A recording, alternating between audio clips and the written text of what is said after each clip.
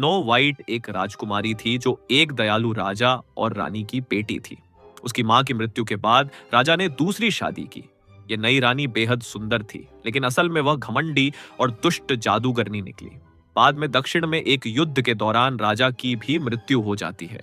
राजा के जाने के बाद दुष्ट रानी राज्य पर कब्जा कर लेती है और प्रजा पर अत्यधिक कर लगाकर उन्हें गरीबी में धकेल देती है। स्नो वाइट को भी रानी के क्रोध से बचने के लिए महल में नौकरानी का काम करना पड़ता है, क्योंकि रानी सबसे सुंदर होने के जुनून में पागल थी। एक दिन दुष्ट रानी शिकारी को आदेश देती है कि वह स्नो वाइट को मार डाले, लेकिन शिकारी ऐसा नहीं कर पाता और उसे जंगल में भाग जाने देता है।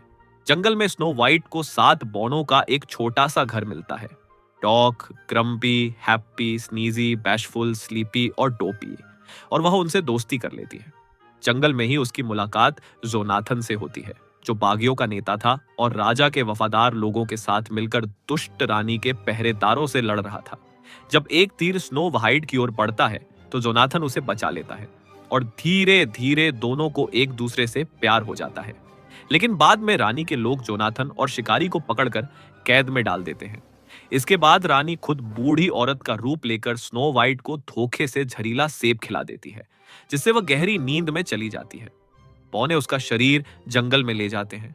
उधर जोनाथन जेल से भाग निकलता है और स्नो वाइट के पास पहुंचकर उसे चूमता है, जिससे जादू टूट जाता है और वह जाग जाती है। फिर स्नो वाइट पौनों और बागियों को लेकर रानी का सामना करती है। वह रानी के पहरेदारों को उनकी अच्छाई की याद दिलाती है, जिससे वे भी उसके खिलाफ हो जाते हैं। रानी पागल होकर अपने जादुई शीशे को तोड़ देती है, लेकिन वह शीशा उसे अंदर खींच लेता है और फिर पहले जैसा बन जाता है।